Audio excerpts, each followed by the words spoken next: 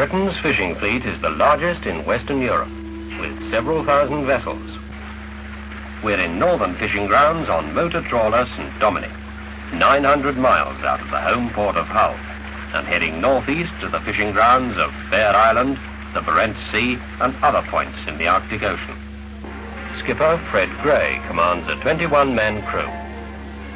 For them, St. Dominic is more than just a place of work. It's home for 9 months in the year.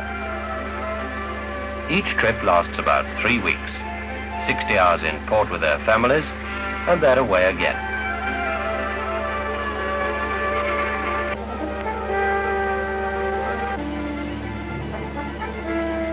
Below, there's 100 tons of fresh ice to be broken down and spread through the hold. On deck, Peter Thundercliffe, the mate, and deckhand Don Kearley work on the main net. For protection during fishing, 6 cowhides are laid overlapped and sewn with twine to the underside of the trawl.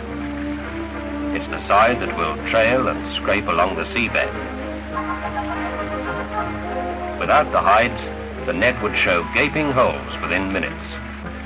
Though they look a little primitive, no new material has been found that can stand up so well to the rough wear and tear. We're 1,500 miles from home and almost ready. As always on deck, everything at hand is cold and damp and rough.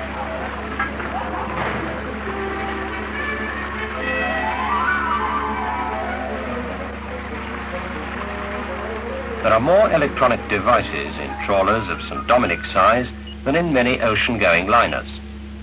Equipment includes radar, a gyro compass, an electronic log, and a fish finder, a kind of radar system that traces the movement and density of the shoals. There's a good signal, and the skipper decides to shoot the first trawl.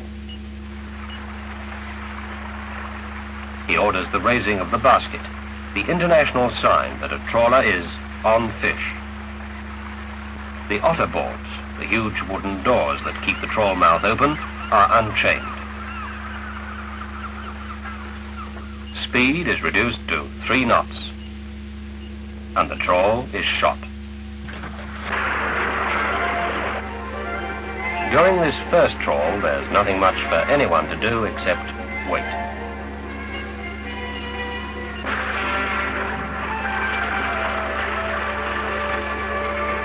With 3 hours gone, the skipper gives the order to haul in. It's a full bag. There must be close on a ton of fine cod, haddock, plaice, coley, and redfish.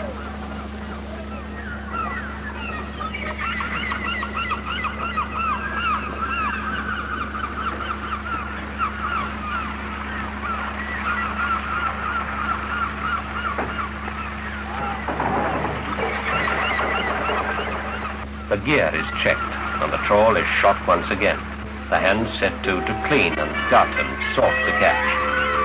The sooner the job is done, the more time they'll have to relax in before the next haul.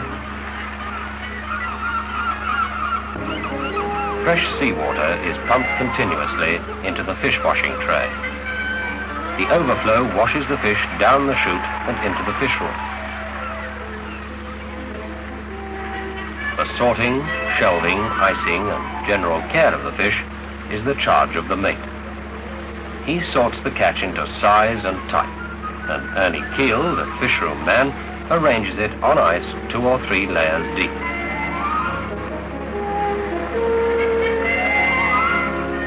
The success of the trip depends on the good condition of the fish on arrival back at port. Like most trawlers, St. Dominic is equipped with a cod liver oil plant. The livers are kept separate, and the oil is extracted by steam and stored. The revenue from the oil is known as liver money. With the gutting done and the fish decks hosed down and made ready for the next haul, the hands take a short rest. In these waters, from April to September, night hardly falls. It's the region of the midnight sun.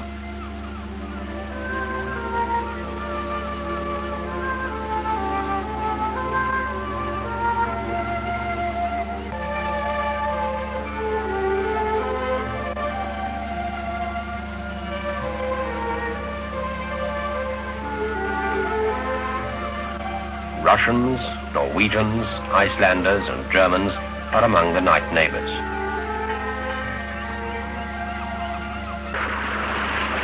Through the next 5 days and nights, work on St. Dominic continues, with little time for rest. The weather remains calm and clear until the 11th morning.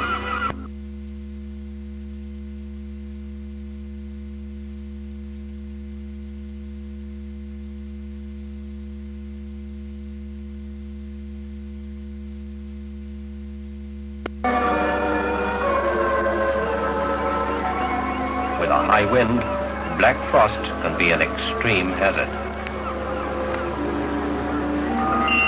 The biggest danger is that the ship becomes so top-heavy with ice that it capsizes. The wind keeps off, and the ice is kept under control by steam directed onto the gear. Fishing goes on as usual.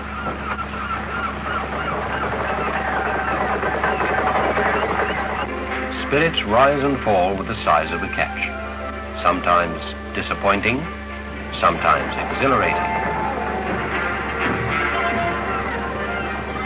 By the 14th day, though the quality of the fish is good, the size of the catch is well below what it should be. Dawn of the 15th day brings a cold, clear and deceptively calm scene. For the telltale signs in the water mean trouble to come. Unusual for this time of year, the wind is in the northern quarter and has driven before it hundreds of square miles of pack ice and covered up vast areas of good fishing ground. The skipper tries going through the ice and around it, without success. By late afternoon, he gives up the struggle and steams east.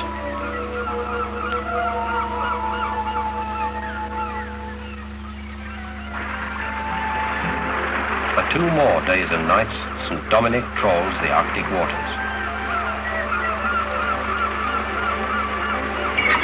Then it's the 17th day and time to head for home. There are 5 days hard steaming ahead, and every hour is going to count. But 24 hours on comes the storm.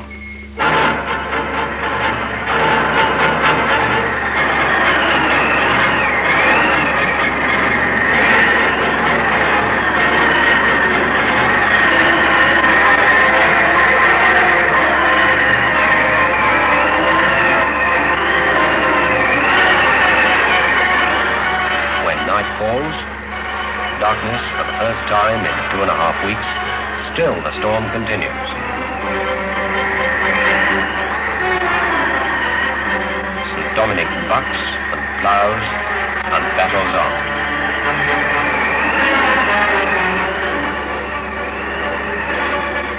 Next morning, the force of the storm seems to be spent.